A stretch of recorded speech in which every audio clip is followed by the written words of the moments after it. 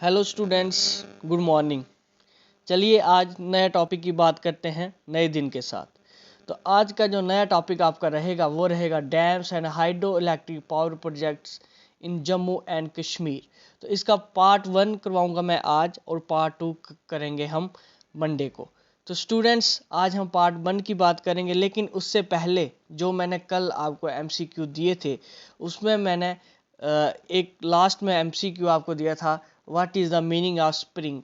तो friends, spring का meaning होता है natural outflow of ground water. तो आपने देखा होगा कि गांव में कभी कभी क्या होता है, पहाड़ से पानी आ रहा होता है, कभी कभी ज़मीन से पानी निकल रहा होता है, तो उसको हम स्प्रिंग बोलते हैं। हम स्टूडेंट्स जो स्प्रिंग जो नेचुरल फ्लो है वाटर का, उसको हम आर्टिफिशियल वे से भी बाहर निकालते हैं। और वो कैसे निकालते हैं, आपने सुना होगा हैंड पंप के थ्रू पानी को बाहर निकालते हैं और लोग वहाँ से पानी इकट्ठा करते हैं और वहाँ उस पानी को बड़े पर्पसेस के लिए यूज़ किया जाता है।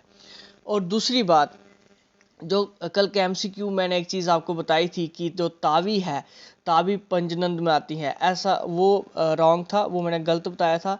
तावी तावी नहीं आती एक्चुअली। तावी जो खुद ट्रिब्यूटरी है किसकी, चिनाब की, वो पंजनंद में आती है। ओके स्टूडेंट्स, अब आपको फाइनली ये क्लियर हो गया होगा कि पंचनंद में कौन कौन सी रिवर्स आती हैं।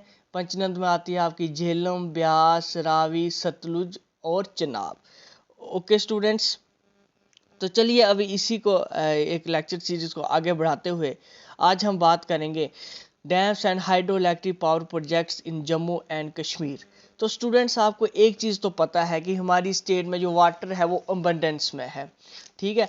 तो अब क्या है कि इस वाटर को यूज़ करके हम अपने डोमेस्टिक पर्पसेस के लिए, ताकि हम इलेक्ट्रिसिटी या इरिगेशन पर्पसेस के लिए, तो गवर्नमेंट ने क्या किया है, गवर्नमेंट ने वेरियस जो वाटर है उसके वाटर सोर्सेज हैं उनके ऊपर डैम्स बनाए हुए हैं, नदियों पे डैम्स बनाए हुए हैं, ताकि हम इस वाटर को, इस अबंडेंस वाटर को यूज़ कर सकें for production of various sources of energy. तो स्टूडेंट्स, इसमें इरिगेशन भी आता है, आपका हाइड्रो इलेक्ट्रिक पावर प्रोजेक्ट भी आता है। और आज हम जो स्टडी करेंगे वो करेंगे हम हाइड्रो इलेक्ट्रिक पावर प्रोजेक्ट के बारे में, ठीक है स्टूडेंट्स। तो सबसे पहले बात करते हैं चिनाब रिवर पे कौन सा डैम है और कौन सा हाइड्रो इलेक्ट्रिक पावर प्रोजेक्ट है। तो सबसे पहले बात करते हैं सलाल डैम की, और इसकी जो कैपेसिटी है स्टूडेंट्स, इसकी कैपेसिटी है 690 मेगावाट। और ये कहाँ पे बना हुआ है, हाइड्रो इलेक्ट्रिक पावर प्रोजेक्ट है ये, और ये बना हुआ है रियासी में। आइए बात करते हैं सेकंड पॉइंट की, सेकंड हाइड्रो इलेक्ट्रिक प्लांट की, और ये है दूल हस्ती हाइड्रो इलेक्ट्रिक प्लांट, जो 390 मेगावाट का है और ये किश्तवाड़ डिस्ट्रिक्ट में बना हुआ है, और ये भी चिनाब रिवर पे ही बना हुआ है। तो जैसा कि आपको पता है कि मैं चिनाब रिवर पे करवा रहा हूँ अभी, तो ये चिनाब रिवर पे ही बने हुए हैं। अब बात करते हैं पक्कुल दुल डैम। पक्कुल दुल डैम स्टूडेंट ये मरसूदार रिवर पे बना हुआ है इन किश्तवाड़ डिस्ट्रिक्ट। तो स्टूडेंट्स, मैं आपको बता दूं कि जो मरसूदार रिवर है खुद ट्रिब्यूटरी है किसकी, चिनाब रिवर की। ओके स्टूडेंट्स, ये मैंने लास्ट जो टॉपिक जो कवर किए हैं इंपॉर्टेंट रिवर्स इन JNK, मैंने वहाँ पे बताया हुआ है कि जो मरसूदार रिवर है वो ट्रिब्यूटरी है किसकी, चिनाब रिवर की। अब बात करते हैं नेक्स्ट की, रैटल हाइड्रो इलेक्ट्रिक प्रोजेक्ट। तो रैटल हाइड्रो इलेक्ट्रिक प्रोजेक्ट जो अभी कंस्ट्रक्शन में है, जो भी बन रहा है, ये कहाँ पे बन रहा है, ये बन रहा है द्रवशाला इन किश्तवाड़ डिस्ट्रिक्ट स्टूडेंट्स। अब रिसेंटली ये करंट न्यूज़ में भी था, और मैं चाहूँगा कि आप न्यूज़ में क्यों था ये चीज़ मेंशन करें कमेंट सेक्शन में, फिर मैं आपको मंडे को इसकी डिटेल में बताऊँगा। अब बात करते हैं students Kiru hydro electric power project. इसकी जो कैपेसिटी है वो है 624 मेगावाट, और ये कहाँ पे है, किश्तवाड़ डिस्ट्रिक्ट में। फिर आता है आपका क्वार हाइड्रो इलेक्ट्रिक पावर प्रोजेक्ट। ये इसकी कैपेसिटी जो है वो है 540 मेगावाट, और ये भी किश्तवाड़ डिस्ट्रिक्ट में ही आता है। और फाइनली जिसकी बात करेंगे हम वो है बगलिहार डैम। इसकी कैपेसिटी जो है वो है 900 megawatt hydro electric power project, और ये आपका आता है डोडा डिस्ट्रिक्ट में। तो चलिए अब बात करते हैं नेक्स्ट, इंदस रिवर पे कौन कौन से प्रोजेक्ट हैं। तो इंदस रिवर के सबसे पहला ही है नीमो बैस्को हाइड्रो इलेक्ट्रिक प्लांट है। इसकी जो कैपेसिटी है वो है 45 मेगावाट, और ये लद्दाख में लोकेटेड है।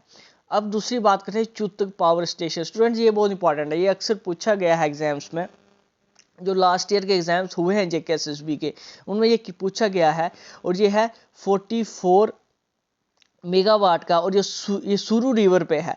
और सुरू रिवर स्टूडेंट्स ये ट्रिब्यूटरी है किसकी, इंदस की, और ये लोकेटेड कहाँ पे, ये लोकेटेड है कारगिल डिस्ट्रिक्ट में।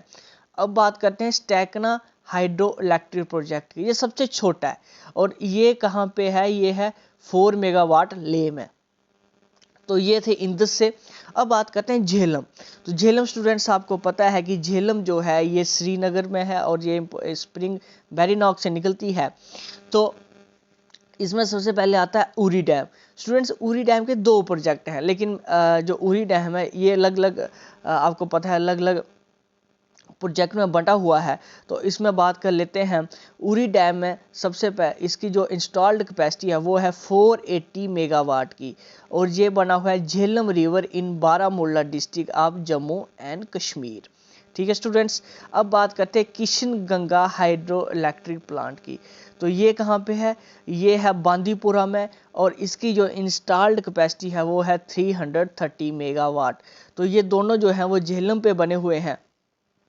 अभी फाइनली बात करते हैं रावी रिवर की। तो रावी रिवर में आपको पता है रंजीत सागर डैम, और इसकी जो कैपेसिटी है वो है 600 मेगावाट की, और ये बना हुआ है बसोली और पठानकोट के बीच में। कहने का मतलब है कि ये बसोली हमारे जम्मू में आता है, और पठानकोट जो पंजाब में आता है। तो this is very important dam. तो स्टूडेंट्स ये था इसका फर्स्ट पार्ट, और सेकंड पार्ट में आपको इसका मंडे को कराऊंगा डिटेल में। और स्टूडेंट्स आप अगर आपको लेक्चर नहीं समझ आता, आपको नहीं अच्छे से पिक कर पाते हो, आप दोबारा से देख लीजिए। लेकिन इस लेक्चर को पढ़ने से पहले मैं आपको ये चीज़ बोल दूं, आपको रिवर का डिटेल में पढ़ना ज़रूरी है, क्योंकि फिर आप जो डैम का कंसेप्ट है, जो डैम को अच्छे से आप रिमाइंड कर सकते हो। क्योंकि जब आप डैम को रिवर के साथ रिलेट करोगे, आप आसानी से चीज़ें आपको मेमोराइज हो जाएंगी, और आपके दिमाग में बहुत बड़े लंबे समय तक रह जाएंगी। तो students, thank you and God bless you.